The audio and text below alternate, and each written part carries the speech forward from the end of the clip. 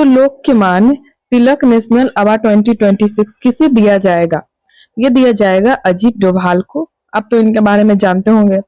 ये राष्ट्रीय सुरक्षा सलाहकार है भारत के, और इनको अवार्ड मिलने जा रहा है लोकमान्य तिलक राष्ट्रीय पुरस्कार अवार्ड 2026। ये मिलेगा राष्ट्रीय सुरक्षा और आतंकवाद रोधी अभियानों के उत्कृष्ट योगदान के लिए, और ये मिलेगा 1 अगस्त 2026 पुणे में। तो इंडिया फर्स्ट डेंगू वैक्सीन क्यों देगा? इसको इंडिया में अप्रूवल मिल चुका है, मतलब अब इंडिया में ये सेल होगा। तो इसका मतलब अप्रूव कौन किया है? CDSCO, central drug standard control organisation, यही इसको अप्रूवल दिया है। और ये मतलब इसको कौन बनाया ये वैक्सीन को? तो टाकेटा बायोफार्मास्यूटिकल्स जापान। आपको बता दें कि ये वैक्सीन जो क्यों देगा, डेंगू का पहला वैक्सीन बनाया क्यों देगा, इससे पहले डेंगू का कोई वैक्सीन नहीं था। तो टाकेटा बायोफार्मास्यूटिकल्स जापान ने डेवलप किया है। इसका जो डोज है 0.5 ml, और वो भी 3 मंथ के गैप में दिया जाएगा। और इसमें मतलब 4 ईयर से लेकर के 60 ईयर वाले एज ग्रुप को दिया जाएगा, 2 डोज में दिया जाएगा और 3 मंथ के गैप में। तो इसमें जो डेंगू वायरस के चारों सीरोटाइप होते हैं उससे सभी से सुरक्षा देगा। और इंडिया में इससे किससे साझेदारी किया है? तो बायोलॉजिकल ई हैदराबाद से इन्होंने साझेदारी किया, और इंडिया में भी ये सेल होंगे।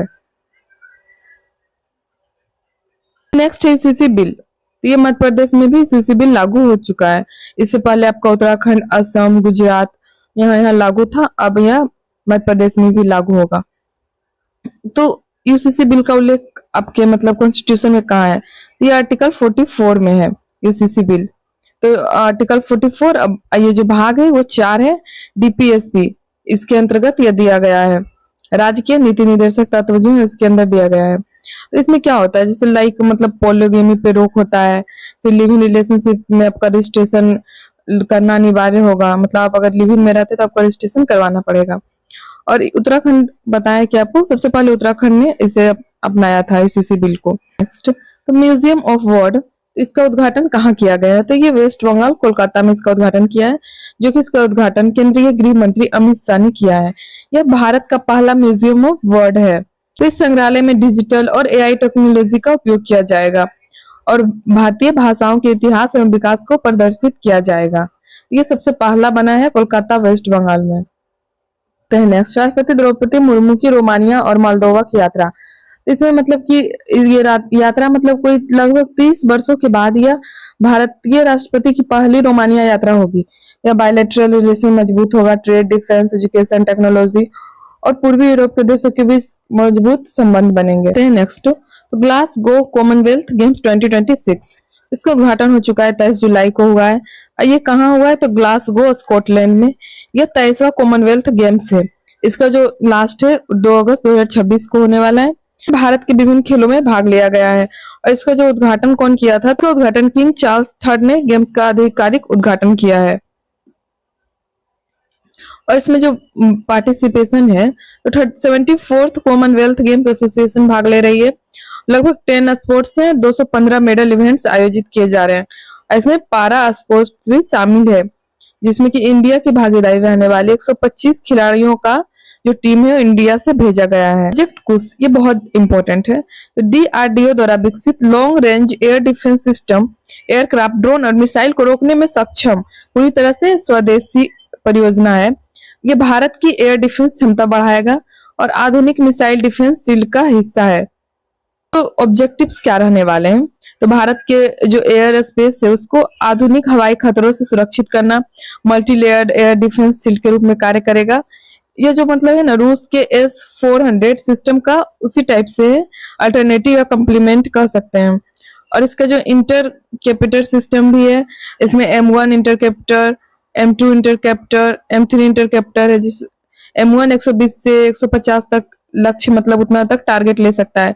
फिर M2 250 तक अपना टारगेट लेगा। M3 350 से 400 तक अपना टारगेट को मार गिरा सकता है। इसका फ्लाइट टेस्ट भी किया जा चुका है, जो कि उड़ीसा के APJ अब्दुल कलाम आइलैंड से सफलतापूर्वक किया गया।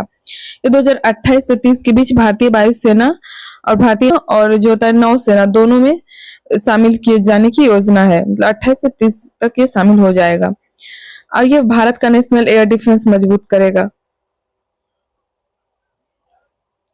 National investment policy of for urea 2026। तो केंद्र सरकार ने NIPU 2026 को मंजूरी दी। इस घरेलू यूरिया प्रोडक्शन बढ़ाने पर जोर, आयात पर निर्भरता कम होगी और नए फर्टिलाइजर प्लांट्स को प्रोत्साहन मिलेगा और किसानों को उर्वरक उपलब्धता बेहतर होगी।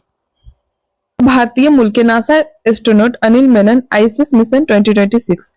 तो ये जो पीछे देख रहे हैं फोटो, इनका नाम है अनिल मेनन।